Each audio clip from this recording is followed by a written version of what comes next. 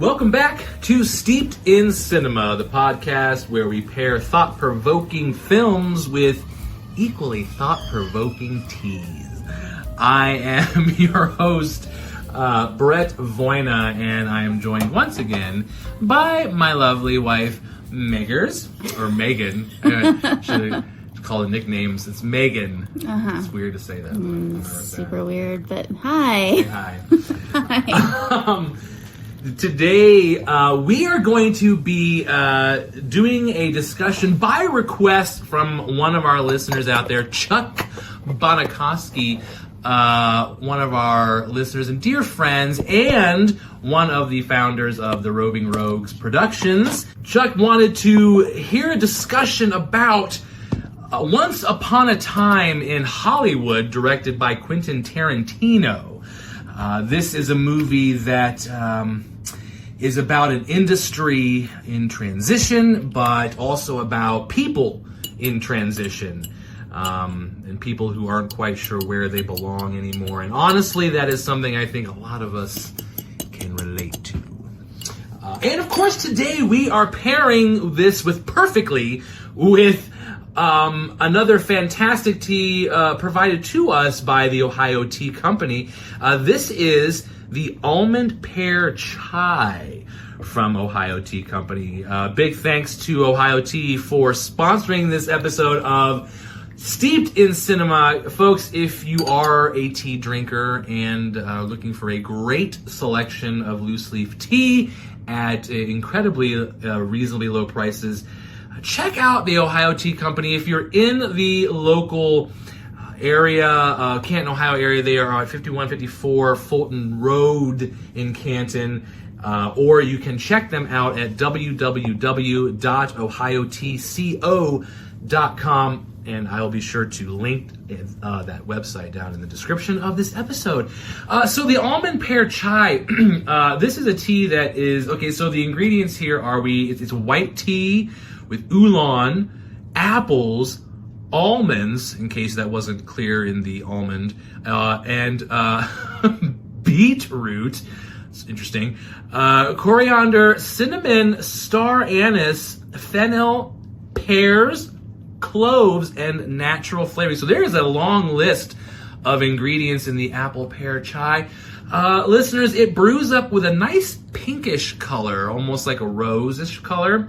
I prefer my chai teas with a little bit of milk and sugar to give it the latte type of a taste to it, even though it's not steamed. Megan, I believe, just has sugar? Yep, just sugar in this one, and it's fabulous. It's delicious. It's got this let me get a little. I mean, yeah, that's delicious. It's it's comforting. It's the usual, typical, reassuring spice of chai. If you're a chai drinker, it's it's just typical. But then it has this sweetness to it, like a little bit of a sweetness of the pear that kind of comes in, but then sort of dissipates as you swallow it down. Much like Rick Dalton, who is the lead character in Once Upon a Time in Hollywood. His character kind of is a star, and then sort of dissipates into a fleeting backdrop of a character, and that's what we're going to be discussing today. So, my friends, grab a cup. If you want to hit pause and head to Ohio Tea and grab the Almond Pear Chai to join us, feel free.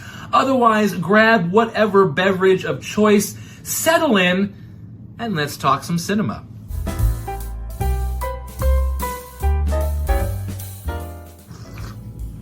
Oh, boy, that is really good. Okay, so my friends, let's talk, first of all, segment one here. What we want to really talk about is this movie is... there's so much that you can talk about with this film, and to kind of shorten it down to a 30-minute episode was really difficult. So I do want to focus primarily on... I want to spend the most amount of time on the acting side of this movie, because this is a film that is, I think, an actor's movie. It is a character study. It depicts the struggles of actors and the industry itself really very well. Rick Dalton is the lead character, played by Leonardo DiCaprio.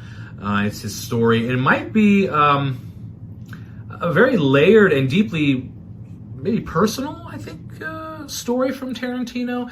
So Rick here, just to give you a little, he's not a bad actor or anything like that. He's not like a washed up actor because he's lost talent or anything. He's washed up because Hollywood and the industry has decided to sort of kind of move on away from his style and his era.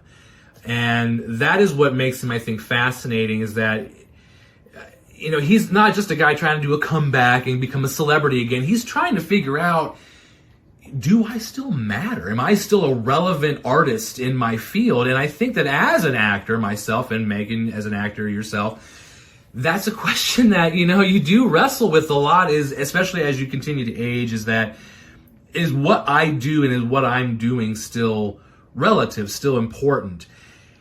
And if I can say, despite what your opinions are or whatever of Leonardo DiCaprio, this is an absolutely masterful performance by this actor.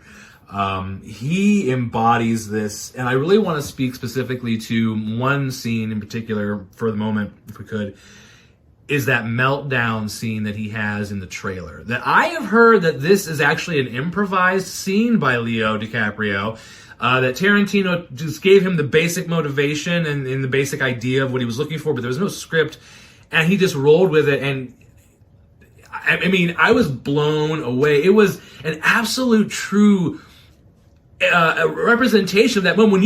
When you're in those moments as an actor and you're trying to keep up with your cast and you're trying to keep up with your team and you're wanting to show your skills and show people what you're made of, and you blow it, kind of forget a line, drop a moment, it can really eat away at you psychologically. What is your experience with that, or what was your thought on that scene? It was a powerful scene. Yeah, that was actually one of my favorite scenes as well, because as Brett said, I've had many moments like that myself. Maybe not quite as throwing things and breaking glasses and things, but I've definitely had moments where I'm kind of beating myself up because, why can't I get this scene in my head? Why can't I, remember this line? Why can't, and you just start to kind of come down on yourself because it's important to you, no matter what it is that you're doing, for whatever reason that you're doing it, it's important to you. And so when you start to kind of feel yourself slip a little bit, or, you just can't figure out a reason why it's happening, you kind of just lose yourself a little bit, and you're like, okay, you gotta like talk yourself back up to, no, I can do this. So that was, that scene kind of spoke to both of us quite a bit. It did. Acting is one of the oddest, I think, mediums of creative expression in the industry, because it's one of the only ones where you are very restricted in your ability to showcase your creativity.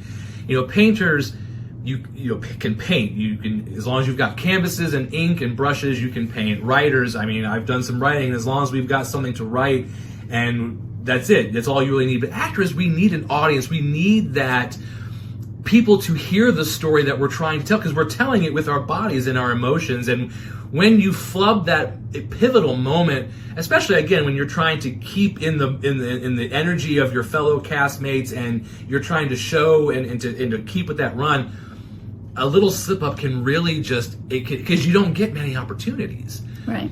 And this is one opportunity that's like, damn it. Screwed it up. Yeah, exactly. And right, like you said, we're not maybe throwing things as Rick Dalton does in his scene because it's Tarantino, but I feel like we've all felt that way as actors in that moment, when it's just like, I know I could have maybe done better, and why did I not do better? Mm-hmm. Well, and I think also it speaks to your underlying theme, I should say, to the whole movie, is validation. It's especially for actors and performers in general, or artists in general. It's we can't lie and say that we're not looking for that validation. That's part of why we do what we do. So I think that's just that whole underlying theme of the movie, is these actors that are looking outwardly to everybody else to kind of say, yes, you're still good at this. Yes, you can still do this.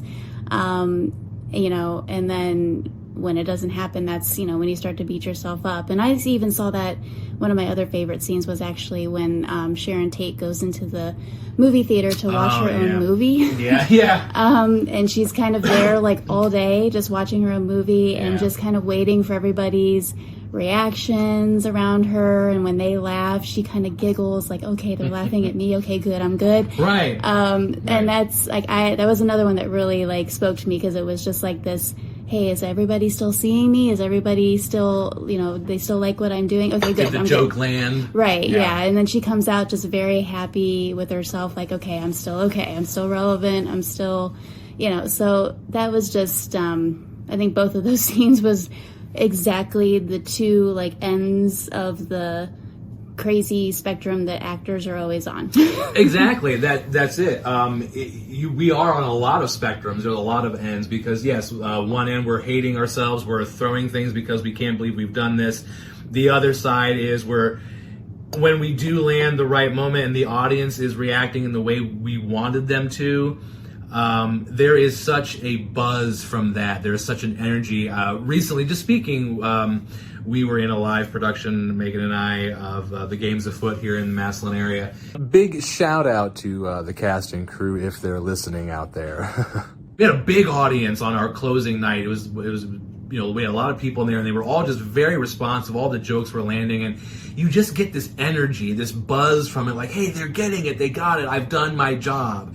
And it's a reward, just as any job, whenever you've accomplished anything in any profession, it's a reward when you've done something amazing and you've had that shared experience. And I think that this movie really encompasses that.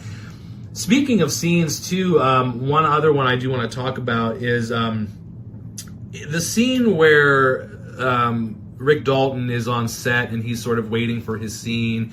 He's got his book and he sits down next to the little girl, co-star of his in the movie that they're making. They're both reading books and they're sharing this conversation. And Leonardo DiCaprio's kid Rick starts to give the synopsis of the book that he's reading to the little girl. And as he's giving the synopsis, we as the audience are realizing that he's basically sort of describing his own life in the character of the book. And he kind of starts to break down emotionally as he's kind of describing the story, realizing that it's himself. And I just kind of felt like, man, that is another just sort of a powerful scene. Even though it's not as Tarantino-ish, it's not as, violent, or maybe it's not as extravagant or theatrical. It's just this quiet little moment where the character just, as he's describing this book, and when he initially starts describing it, he's like, well, yeah, it's about, he doesn't seem very interested in the book. It's almost like he's reading it just because it's something to do in between the scenes.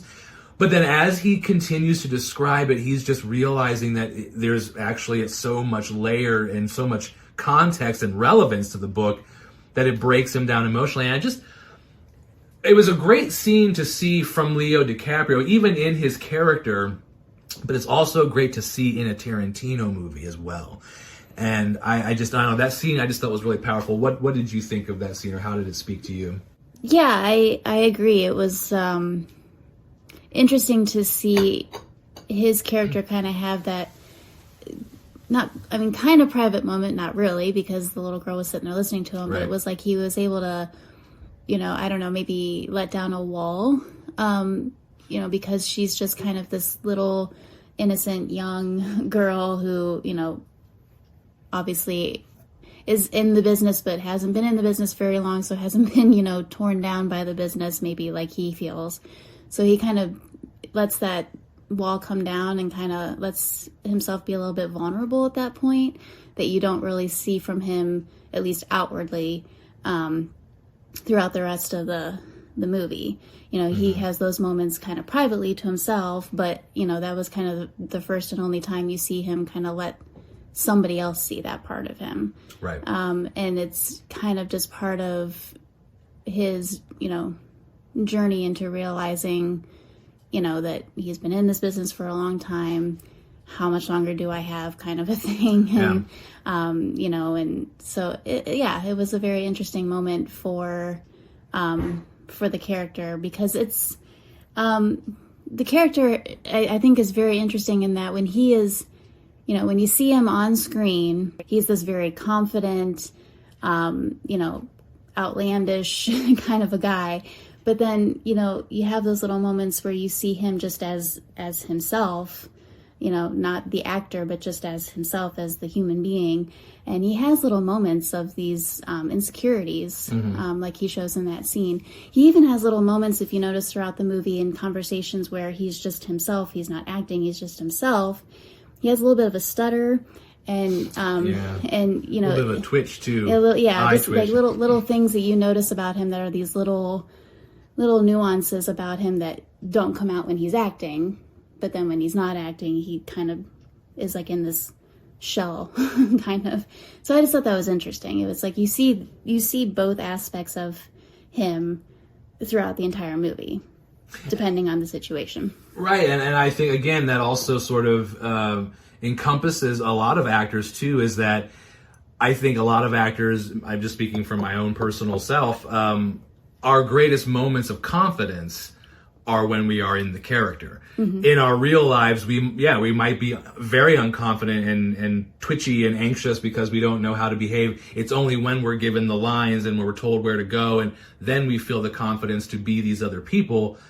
And so you see that because, as I mentioned, you know, Rick Dalton is not a bad actor. You know, he's not like the cliche sort of theatrical over the top actor of the 60s or whatever. He's a very good actor that is he's just caught in an industry that's moving away from him. And I think that is the cruelty and the cruel reality of this industry, is that Hollywood idolizes youth and it reinvents itself constantly and discards its own legends. One day you're the next best thing.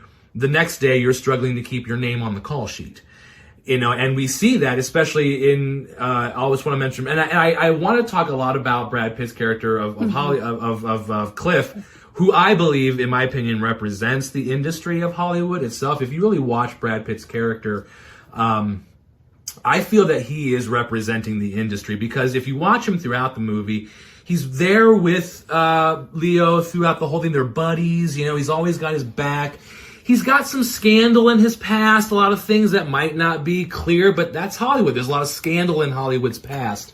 But he's the actor's buddy. He's the celebrity's buddy, until that moment in the film comes when Leo's characters realize that, you know, after that last Italian movie, that's pretty much going to be his last film, and that he and the stunt double, aka Hollywood, are going to separate ways. And that's just kind of Hollywood. Brad Pitt goes his own way. He's still going to be fine. And the actor is sort of left just kind of figuring things out. That's sort of the analogy that I took from it, because he's a very odd character. And I was fascinated. I think he almost steals the show in his simplicity, as Brad Pitt usually does. But another great performance by Brad Pitt. I mean, this is a character that you really don't know what to expect, especially in the controversial scene with the Bruce Lee character, which I get why the family was upset. You know, they're showing Bruce Lee was an asshole, arrogant, and beatable, which he was none of those things in reality. But I think, again, coming back to Hollywood being represented by Brad Pitt, that, yes, Bruce Lee was unbeatable physically, but the industry destroyed him so quickly. Especially in the ending there, when Hollywood or Brad Pitt comes in and saves the Sharon Tate character, another controversial topic. Sort of, I think the wish of Hollywood and the wish of the society at that time was that it could have saved Sharon Tate from the Manson situation. And I think this was sort of just that a fictional, alternate reality telling of what could have happened, you know, or what we wanted to have happened, even though it didn't happen that way. So I think that Brad Pitt's character, in my opinion, symbolizes the industry itself. Yeah, I agree completely. He's, I mean, Leonardo DiCaprio and Brad Pitt's characters, they obviously have a very strong relationship. They've been working together for years and years. But sometimes I get the sense that, like, from Leo's character, from Rick Dalton, it's like a love-hate right. with the Brad Pitt character, because Cliff is so, like, I don't know, nonchalant. I don't know if that's the word that I want to use, but he's just so like, I just take things as they come. If I get work, I get work. If I don't get work, I don't get work. You know, he lives in this tiny little, like, you know, disheveled trailer with his dog, and he's super happy in that. And, you know, he's just like kind of going day by day. Hey, Rick, what do you need? What do you need me to do? Where do you need me to be? Like, he's just very laid back. Whereas, you know, Rick is like out here like fighting for his life in this industry and trying to keep going. And so it's like, on the one hand, it's like Cliff is keeping him going, and he appreciates that because he's kind of his go-to guy for everything. But on the other hand, I think he sometimes looks at him like, why aren't you freaking out, man? Like, why aren't you like what's gonna, me? Like why are you so cool? You know, because I mean, even up to the very end, you know, it's like Cliff's just like, yeah, it's cool, you know, whatever you need to do. Like, I'm just gonna keep going, and it's whatever. And so, and again, like Brett said, I think that's also indicative of the industry. The industry is going to keep going and going and going regardless. And it's going to be fine. And it's going to be fine. And it's the ones that can keep up with it are going to keep up with it. And the ones that it eats alive, it's going to eat alive. And that's kind of, you know, I think every actor, every artist, it's, you know, whatever your part is in Hollywood or the entertainment industry in general, understands that. And still wants to do it for whatever reason. And that's the sickness of it. And that's the sickness of it. and that is what actually makes the Almond Pear Chai a fitting tea choice for this discussion, because it's warm, it's comforting, it's familiar, much like Rick in his prime. It's confident, commanding, the top of his game, and there's a subtle sweetness of pear. It's right there, and then, like his fame, it dissipates and slips through his fingers before he can catch it. So I think that is why this tea was an excellent choice to myself. As much as I could spend the entire show, and we've already gone like 20 minutes on the acting side of things, I do really want to talk also before we run out of time. I do want to, you can't talk about Once Upon a Time in Hollywood without, of course, talking about Tarantino himself. As much as the acting, and as much as there are so many topics of discussion on this particular film, and I will be doing a film review essay on the Substack account, so if you want to hear more, read the review, because we're only going to be able to talk about so much here. But I do want to talk about Tarantino, because you have to. This man is practically a genre unto himself at this point in his life. But the question we have here is this film a sign that Tarantino is maturing as a filmmaker? Because we all know, you know, Tarantino's stuff, for those of you who are fans, for his, you know, over-the-top violence. We've got the witty, sharp dialogue, the unapologetic love for obscura cinema history that's tackled in every single film, the historical fiction that he rewrites. But this movie feels completely different than a typical Tarantino. In fact, Megan is not a huge Tarantino fan, however, found herself enjoying this film. It is not the revenge-fueled bloodbath like Kill Bill or Django Unchained. It has sentiment, it has heart, it has emotion, it has... And there were so many times we were watching, like, okay, this is the part where it's going to get crazy and weird and twisted. Oh, this is the part, oh, okay, here, oh, we're at the Manson compound. It's definitely over there. And it just remained this sort of sweet movie. I don't know. I mean, I don't know. What do you tell us? Speak to us. Speak to me! Yeah, I was not even thinking I would watch this movie, to be honest. I am not a Tarantino fan. I know, come at me. Everybody does. But I mean, I've seen a handful of Tarantinos, and that was enough. I just... Handful of Tarantini. Multiple Tarantinos. Yes. And, you know, I have family members that are like mega Tarantino fans, and every time we get on the subject, they're like, well, have you seen this? No. Have you seen this? No. I've seen like Pulp Fiction and like part of Kill Bill before I was like, I'm out. The Pulp Fiction's great. So, I mean, it's fine, but I've seen it once and that was enough. I'm just not. Oh my gosh, she's not going to do so well in our trivia today, then, folks. I know I'm not going to. But point is, going into this movie, I was like, yeah, I'll watch it, but 2 hours and 40 minutes of Tarantino is a lot for my brain. But I actually thoroughly enjoyed this movie because it wasn't the typical Tarantino. I mean, it has moments. Yeah. And it gets there. It was like, it's like Tarantino he's sizzling instead of boiling. Right. So you still get Tarantino. You still know you're watching a Tarantino movie. Right. But it's just not like splatter in your face, and it's nice. Exactly. It was just a calm-esque movie. Yeah, it's not completely calm, but not calm. It has definite scenes where you're like, oh, okay. But I don't know. I really enjoyed it. And when it was over, I was like, okay, that was cool. And the more I thought about it the following day, after, just kind of going through it in my brain, I was like, it actually was a really great film. And I think part of that is because it wasn't quite on the extreme level that he normally is. So I appreciated that. Part of it was, the theme of the movie being, an actor's life and, kind of what they go through throughout the course of their career. And so I appreciate that. So there was just a lot of factors, not to mention the fact that it was a freaking great cast. Oh my gosh, the cast was incredible. I mean, everybody, every single performance and every single person was amazing. Yeah.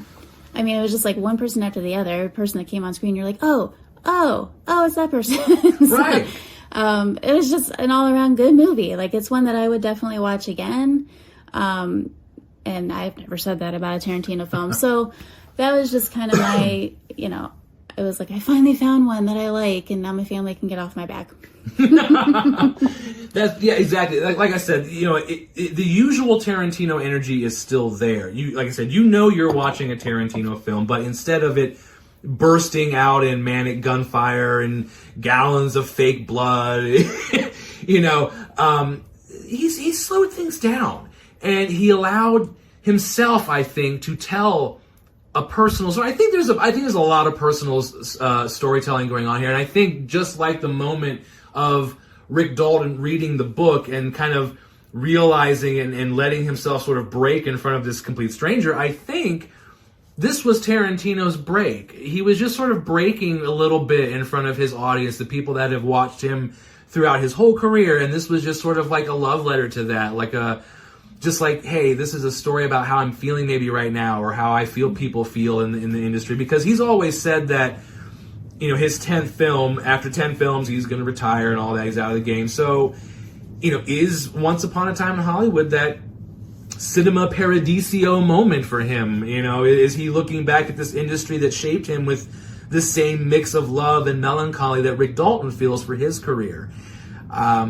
I think he sees himself in Rick. I think an aging...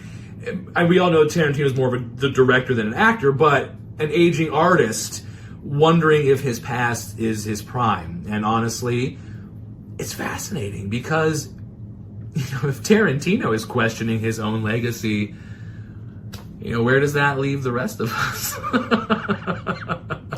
Thanks, that's super depressing. I just felt like this was a really... a sweet movie for Tarantino to make, and I know that there were people were giving him, Sharon Tate didn't survive and all this and all that, but he's not the first person to do historical fiction. He's not the first person to do an alternate reality. Crying out loud, Abraham Lincoln Vampire Hunter.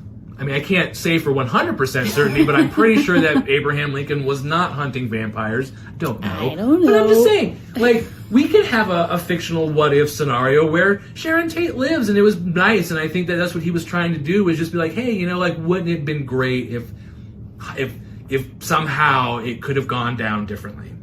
Mm-hmm. And I appreciate the fact. I don't know. I just really love this movie. And like you said, 2 hours and 40 minutes, we usually have to break stuff down into days and parts, but we sat start to finish on this movie, and we didn't nod off, we didn't get bored, we wanted to finish it, and I think that also is a testament to the story, that it was just a personal... If you are someone who is in the industry or works in the industry, you just kind of feel a little bit of a connection to it. I don't know. So Megan, tell me your thoughts here on the Almond Pear Chai tea from Ohio Tea Company. What do you think? Now that we've had some time to allow it to sit on the palate, what do you think of it? This is a very, very good one. One that I would definitely go back and drink, go back and get more. There's a cinnamon and clove aspect to it that I super enjoy. Reminds me a lot of like fall. Yeah. And Smells like Halloween. It does smell like Halloween. It's just an interesting collection of flavors that's, it's not overly sweet. I really, really enjoy it. It's just a nice, smooth, pleasant drink. It is very good. I enjoy chai with milk in it, but I've actually had a couple here without it, a couple of cups of it without the milk in it. It's really good. We are going to move on now to a quick round of Steeped in Cinema trivia. Of course, we've been talking about Once Upon a Time in Hollywood and Quentin Tarantino. So our trivia today is going to focus on Once Upon a Time in Hollywood as well as the films of Quentin Tarantino. Megan, are you going to be our representative player of the audience today? Yeah, I suppose, but again, I don't know a whole lot about Tarantino, so That's okay. Trivia is not about knowing everything. It's also about learning. So play along. Just have some fun. All right. Question number 1, friends. In Once Upon a Time in Hollywood, what is the name of the fictional TV Western that made Rick Dalton a star?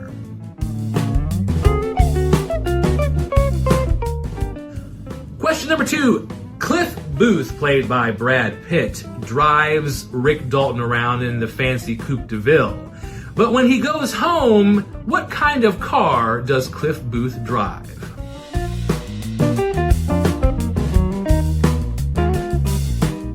Question number 3. In Pulp Fiction, what's the famous item inside the mysterious briefcase?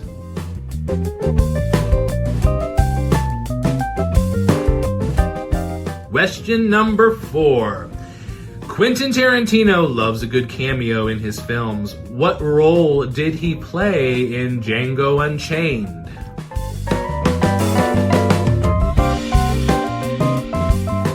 And finally, question number 5. The Manson family plays a key role in Once Upon a Time in Hollywood. What was the name of the Manson ranch that they lived on? And no, it's not the Manson Ranch.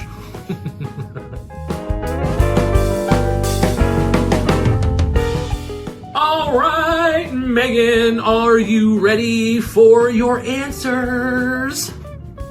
sure. Okay. Let's circle back now to question number 1. In Once Upon a Time in Hollywood, what is the name of the fictional TV Western that made Rick Dalton a star? That show was called Bounty Law. Bounty Law! Yes, which, that's just funny. All right, question number 2. Cliff Booth, played by Brad Pitt, drives Rick Dalton around in the fancy Coupe de Ville, but what kind of car does he drive home in? I don't know. Did they mention it? They didn't actually mention it, but if you're a car person, you would have just known what kind of car it is based on the make and model. It's a Volkswagen Carmen Ghia. It's a blue, shaded blue Volkswagen Carmen Ghia. Question number 3. In Pulp Fiction, what's the famous item inside the mysterious briefcase? Couldn't tell you. Neither can anybody, Megan, because it's a trick question. They never actually explicitly reveal what is located inside the mysterious briefcase. However, there are endless fan theories. Question number 4. Quentin Tarantino loves a good cameo in his own films. What role did he play in Django Unchained? That I actually am not positive on because I don't think that I've seen Django Unchained, or at least I've not seen the whole thing. Oh my. The answer is he worked for a mining company. I believe his name was Frankie. Question 5. The Manson family plays a key role in Once Upon a Time in Hollywood. what is the name of the ranch that they lived on? I believe it was called Spawn's Ranch? Yes, Spawn Ranch. Very good. So you did get some. See, it wasn't a total loss. Very good. I do want to mention, just briefly, if we could, maybe for like just 5 minutes, I do like to talk a little bit about what films say about us or reflect about us, since this podcast is based on my Real Reflections Substack review account. So I just want to talk briefly about how this film sort of reflects us a little bit. This film, I think, where we come from here is what I get from it. Definitely is about us people, the way we look at the past, the way we mythologize it, the way we convince ourselves that things maybe were better back then. And nostalgia is what I'm getting at here. Nostalgia is a very tricky thing. It lies to us, I think. We remember the good, the music, the fashion. Oh, the 80s were a simpler time. The 90s were awesome. And we filter out the bad. We ignore the struggles. We ignore the injustices, the things that made those eras far from perfect. And Tarantino knows this, which is why he gives us this alternate history. A world where Sharon Tate survives. It's a wish fulfillment fantasy wrapped in film grain. And we buy into it because, let's be honest, who would not want to rewrite the past sometimes? The real magic of Once Upon a Time in Hollywood is not just about what was, it's about what could have been. It's about longing for a reality that never existed, the aching desire to pause time before things change. And I think that's what it says, that it's just, hey, take a look at this real quick. I don't know. That's just my thought. I thoroughly enjoyed the movie. I thoroughly enjoyed what it was trying to say to its audience. I appreciate what it was saying, and it just kind of had a good old-fashioned feel to it, which was refreshing. Yeah. in a time that I think the good movies are few and far between these days. And so I think this was just one that was like, that was a decent film that just kind of captured the essence of the entertainment industry and life as an actor and things that were and could have been. And it's just interesting. It just sparks a lot of conversation, and I enjoyed it. A breath of fresh air. Yes. And thank you to Chuck Bonikowski from Roving Rogues Productions for suggesting Once Upon a Time in Hollywood for us as our film discussion today. Once Upon a Time in Hollywood, friends, this is a film about longing for youth, for relevance, for a world that no longer exists. It's about the myths that we tell ourselves, the truths that we try to ignore. Rick Dalton clings to his past because it's the only thing that makes him feel like he still matters. Cliff Booth exists in a limbo between what was and what will never be, and could maybe even be a representation of Hollywood itself, as Hollywood is always changing and always rewriting its own history. And that is why the Almond Pear Chai was the perfect pairing for this film. The warmth of nostalgia, the comforting feeling of fall, with the fleeting sweetness of something we can't quite hold on to, the pear that just fades away as we drink, much like Rick's fading career and Hollywood itself. And that is the thing about nostalgia, friends. Nostalgia, it's not about going back, it's about how it shapes us moving forward. And maybe that's what this film is really saying, that we can enjoy the past, but we can't relive it. Friends, if you enjoyed this episode, please don't forget to subscribe, leave a review, and follow the podcast wherever you listen to podcasts. Do you have a movie or a tea suggestion for a future episode of Steeped in Cinema? Drop us a comment on social media in either our Facebook group or on Instagram, and I will leave links to those accounts down in the description as well, so make sure that you check them out and follow us there. And of course, a huge thank you to Ohio Tea Company for providing us with the Almond Pear Chai tea. Please visit them in Canton at 5154 Fulton Road, or check them out online at www.ohiotco.com. Please join us next time on our upcoming episodes of Steeped in Cinema. Until then, my friends, keep steeping your mind in great cinema. Cheers.